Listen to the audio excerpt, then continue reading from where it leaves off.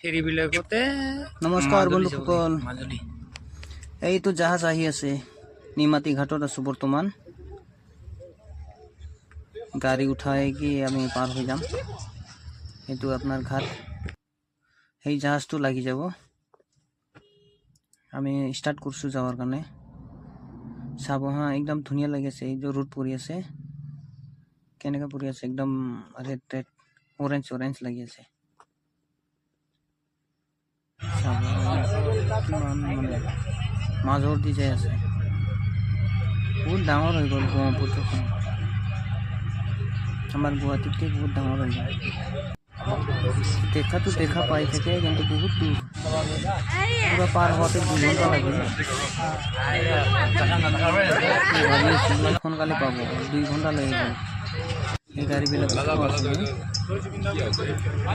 এখন জাহাজ মিছ হৈ গৈছে আমাৰ। এখন অলপ ডাঙৰ আছিলে। এইটো দেখা পাই আছে যে এইখনেই হয়। এইটো আপোনাৰ মাজুলীৰ ভিতৰৰ ঘাটটো পালো। এইটো গাড়ীয়ে আমাৰ, এইটো জাহাজে আমাৰ মিছ হোৱাটো। এই জাহাজখনে আমি মানে আমাক নৰখিলে বুলি ক'ব নোৱাৰো, অলপ লেট হৈ গ'ল আমাৰো। কিমান ৰখিব আৰু, আধা ঘণ্টামান লেট হৈ গৈছে আমাৰ আহোঁতে।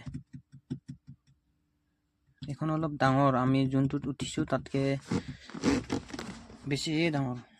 মোটামুটি আৰু 5-6খন গাড়ী এনে এক্সট্ৰা সোমাই যায়।